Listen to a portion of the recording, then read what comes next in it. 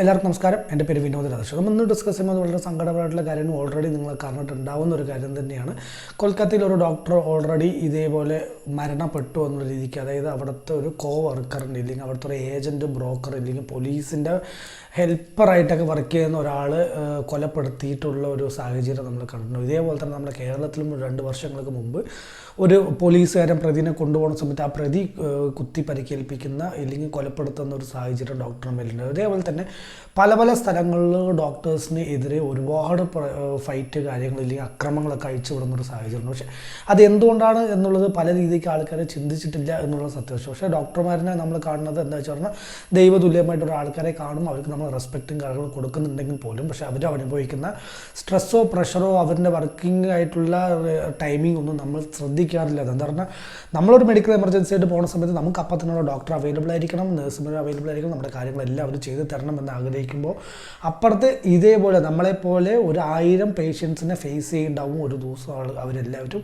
അപ്പോൾ അവരൊക്കെ അത്രയും മെൻ്റലി സ്ട്രെസ്ഡ് ഇല്ലെങ്കിൽ പ്രഷറിലായിരിക്കും എന്നുള്ളത് നമ്മൾ മനസ്സിലാക്കാതെയായിരിക്കും നമ്മൾ ഡോക്ടേഴ്സിൻ്റെ അടുത്ത് പെരുമാറുന്ന ഒരു സാഹചര്യം ഉണ്ടാകുന്നുള്ളത്. അതെന്തുകൊണ്ടാണെന്ന് വെച്ച് പറഞ്ഞാൽ ഡോക്ടർ, ബൈസ്റ്റാൻഡർ, പേഷ്യൻ്റ് എന്ന് പറഞ്ഞ കാറ്റഗറി എന്ന് പറയുന്നത് വളരെ ഹൈലി കോൺഫിഡൻസ് റിസ്ക് ആയിട്ടുള്ളൊരു ഏരിയയാണ്. അതായത് നമ്മളുടെ ആരെങ്കിലും വേണ്ടപ്പെട്ടവരായിരിക്കും അവിടെ അഡ്മിറ്റായി ഉണ്ടാവുക. ഡോക്ടർക്ക് ഉള്ള പോലെ തന്നെ നേരിട്ട് കമ്മ്യൂണിക്കേറ്റ് ചെയ്യും വേണം. വളഞ്ഞ വഴിയിലൂടെ ഒരു കമ്മ്യൂണിക്കേഷൻ ഇല്ല, നേരിട്ട് കമ്മ്യൂണിക്കേറ്റ് ചെയ്യേണ്ടി വരും. അത് ചിലപ്പോൾ ബൈസ്റ്റാൻഡേഴ്സിനോ കൂടെ പോയിട്ടുള്ള ആൾക്കാർക്കൊക്കെ ചിലപ്പോൾ ദേഷ്യം ഉണ്ടാക്കുന്ന സാഹചര്യം ഉണ്ടാവാം. ഡോക്ടർ ഏതെങ്കിലും ഒരു മൈൻഡ് സെറ്റിലായിരിക്കും പറയേണ്ടത്. എന്താ പറഞ്ഞാൽ എപ്പോഴും ഒരുപോലെ ഉണ്ടാവണമെന്നില്ല എന്നുള്ളതുകൊണ്ട് തന്നെ ഡോക്ടേഴ്സിന് ഇങ്ങനത്തെ പ്രശ്നങ്ങളോട് ഫേസ് ചെയ്യാറുണ്ട്.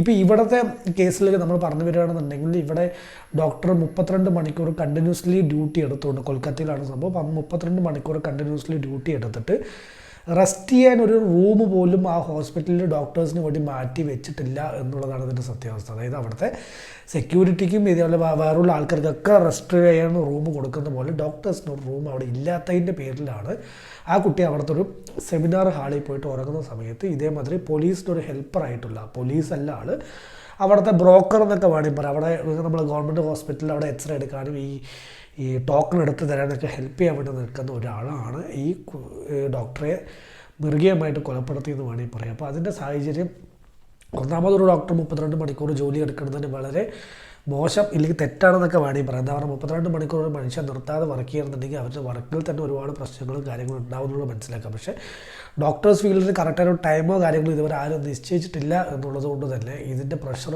കൂടുതലായിട്ട് വരുന്ന സമയത്തും പ്രഷർ കൂടുന്നതനുസരിച്ച് അവർക്ക് റെസ്റ്റോ കാര്യങ്ങളോ കൊടുക്കാൻ പറ്റുന്ന രീതിക്കുള്ളൊരു സാഹചര്യം ഇപ്പോൾ നമ്മുടെ ഹോസ്പിറ്റലിൽ ഇല്ല എന്നുള്ളത് കൊണ്ടാണ് ഇത്രയും വലിയ പ്രശ്നങ്ങളൊക്കെ ഉണ്ടാവണം എന്നുള്ളതാണ് ഇതിൻ്റെ സത്യാവസ്ഥ. അപ്പോൾ നമ്മൾ ശ്രദ്ധിക്കേണ്ട കാര്യങ്ങൾ, നമ്മളൊരു ഹോസ്പിറ്റലിലോ ഡോക്ടറെ കാണാൻ പോകുന്ന സമയത്ത് നമ്മൾ വളരെ സമീപനമായിട്ട് അവരുടെ ജോലി ചെയ്തോട്ടെ, അവരെന്താണോ പറയുന്നത് നമുക്കൊന്നും അവരോട് ആർഗ്യൂ ചെയ്തിട്ട്, എന്താ പറയുക, അവരൊരാളെ കൊലപ്പെടുത്താനോ ഒരാളെ നശിപ്പിക്കാനോ അവർ ഒരിക്കലും ശ്രമിക്കില്ല. മാക്സിമം അവരെ രക്ഷിക്കാൻ മാത്രമേ നോക്കുള്ളൂ എന്നൊരു വിശ്വാസം നമുക്ക് ആദ്യം ഉണ്ടെങ്കിൽ തന്നെ ഒരു പകുതി മുക്കാൽ പ്രശ്നം നമുക്ക് അവിടെ തീരുമെന്നുള്ളത് മനസ്സിലാക്കാം. അപ്പോൾ ഇതേപോലെ ഡോക്ടർക്കെതിരെയുള്ള അനീതികൾ ഒരുപാട് കടന്നു വരുന്നതനുസരിച്ച് അവരിപ്പോൾ ഒരുപാട് ആവശ്യങ്ങൾ ഉന്നയിച്ചുകൊണ്ട് ലാസ്റ്റ് വീക്ക് ഒരു സ്ട്രൈക്കൊക്കെ നടത്തിയിട്ടുണ്ട്. അതിൽ മെയിനായിട്ട് അവർ ആവശ്യപ്പെടുന്നത് എന്താ വെച്ച് പറഞ്ഞാൽ, ഞങ്ങൾ ഇത്രയും പേരുടെ ജീവൻ രക്ഷിക്കുന്ന ഒരു കാറ്റഗറി ആയതുകൊണ്ട് ഞങ്ങൾക്കൊരു സ്പെഷ്യൽ സെക്യൂരിറ്റി ഫോഴ്സ് അവർക്ക് വേണം. അതായത് ഇപ്പോൾ ഡോക്ടേഴ്സ് ഹോസ്പിറ്റലിൽ സെക്യൂരിറ്റി വിങ്സ് വേണം. പിന്നെ അതേമാതിരി തന്നെ എല്ലാവിടെയും CCTVയുടെ ഒരു ആവശ്യമുണ്ട്, 360 ഡിഗ്രിയിലുള്ള CCTVയുടെ ആവശ്യമുണ്ട് എന്നുള്ള രീതിക്ക് അവർക്ക് പറയേണ്ടത്. അതേമാതിരി റെസ്റ്റ് എടുക്കാനുള്ള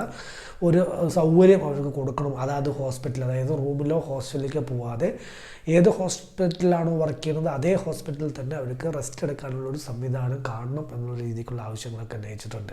ഇതൊക്കെ ഒരു വർഷങ്ങളായിട്ട് ഉന്നയിച്ചു വരുന്ന കാര്യങ്ങളാണെങ്കിൽ ഇതുവരെ ഗവൺമെൻറ് അതിന് വേണ്ടി ചിന്തിച്ചിട്ട് പോലും നോക്കിയിട്ടില്ല എന്നുള്ളതാണ് ഇതിൻ്റെ സത്യാവസ്ഥ. എന്നിട്ടും അവർ നമുക്ക് വേണ്ടി ഒരുപാട് രാവും പകലും ഇല്ലാതെ നമുക്ക് വേണ്ടി ആത്മാർത്ഥമായിട്ട് പ്രയത്നിക്കുന്ന ഒരു ഡിപ്പാർട്ട്മെൻറ്റാണ് ഡോക്ടർ, നേഴ്സ് എന്ന് പറഞ്ഞിട്ടുള്ള ഒരു കാറ്റഗറിയൊക്കെ. അപ്പോൾ നേഴ്സുമാർക്കും ഇതേമാതിരിയുള്ള കഷ്ടപ്പാടുള്ള ഡോക്ടർമാർക്കും മാത്രമല്ല 2 പേർക്കും വേണ്ടിയിട്ടാണ് നമ്മൾ ഈ വീഡിയോ സംസാരിക്കുന്നത്. അപ്പോൾ നമ്മുടെ പരിചയത്തിൽ ആരെങ്കിലുമൊക്കെ ഇതേമാതിരി ഡോക്ടറോ നേഴ്സൊക്കെ ഉണ്ടെങ്കിൽ അവരുടെ അടുത്തൊക്കെ നിങ്ങൾ ഡയറക്റ്റ് അവരുടെ അവസ്ഥകൾ നിങ്ങൾ ചോദിച്ചാൽ മനസ്സിലാക്കുകയാണെങ്കിൽ നിങ്ങൾക്ക് ഇതിൻ്റെ സത്യാവസ്ഥ കുറച്ച് കൂടുതൽ മനസ്സിലാക്കും. നമ്മൾ ഡോക്ടർ എന്ന് പറയുമ്പോൾ അവരുടെ പോർഷ് ലൈഫും വലിയ കാറിൽ വരുന്നു, വലിയ വീട്ടിലൊക്കെ പോകുന്നു, അത് മാത്രം നമ്മൾ ശ്രദ്ധിക്കുന്നു. അതിൻ്റെ അപ്പുറത്തുള്ള ഹാർഡ് വർക്കും കാര്യങ്ങളൊന്നും നമ്മൾ ശ്രദ്ധിക്കാതെ പോകുന്നതിൻ്റെ ഒരു പ്രശ്നം കൂടിയാണെന്നുള്ളത് നമുക്ക് മനസ്സിലാക്കുക. അപ്പോൾ ഈ വീഡിയോ പരമാവധി എല്ലാവർക്കും ഷെയർ കൊടുക്കുക മാത്രമാണ് വീഡിയോ നിർത്തുന്നു. നന്ദി, നമസ്കാരം.